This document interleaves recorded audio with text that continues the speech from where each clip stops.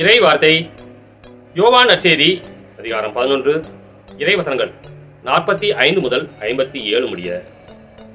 மரியாவிடம் வந்திருந்த யூதர் பலர் இயேசு செய்ததைக் கண்டு அவரை நம்பினர். ஆனால் அவர்களுள் சிலர் பரிசேயரிடம் சென்று இயேசு செய்ததை தெரிவித்தனர். தலைமை குருக்களும் பரிசேயரும் தலைமை சங்கத்தை கூட்டி, இந்த ஆள் பல அரும் அடையாளங்களை செய்து கொண்டிருக்கிறானே, என்ன செய்யலாம்? இவனை இப்படியே விட்டுவிட்டால் அனைவரும் இவனிடம் நம்பிக்கை கொள்வர். அப்போது ரோமையர் வந்து நம் தூய இடத்தையும் நம் இனத்தையும் அழித்து விடுவார்களே என்று பேசிக்கொண்டனர். கயபா என்பவர் அவர்களுள் ஒருவர். அவர் அவ்வாண்டின் தலைமை குருவாய் இருந்தார். அவர் அவர்களிடம், உங்களுக்கு ஒன்றும் தெரியவில்லை.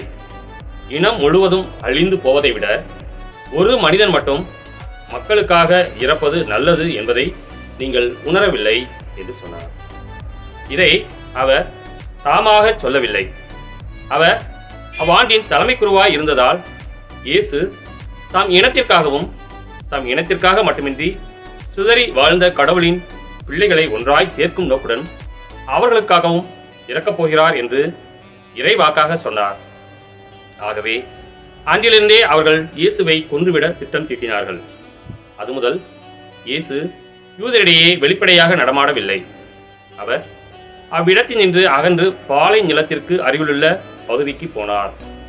அங்கு எப்ராயிம் என்னும் ஊரில் தம் சீடருடன் தங்கியிருந்தார். யூதருடைய பாஸ்கா விழா அண்மையில் நிகழ இருந்தது. விழாவுக்கு முன் தங்கள் தூய்மைச் சடங்குகளை நிறைவேற்ற பலர் நாட்டுப்புறங்களிலிருந்து எருசலேமுக்கு சென்றனர். அங்கே அவர்கள் இயேசுவை தேடினார்கள். அவர் திருவிழாவுக்கு வரமாட்டாரோ, நீங்கள் என்ன நினைக்கிறீர்கள் என்று கோவிலில் நின்று கொண்டிருந்தவர்கள் தங்களிடையே பேசிக்கொண்டார்கள்.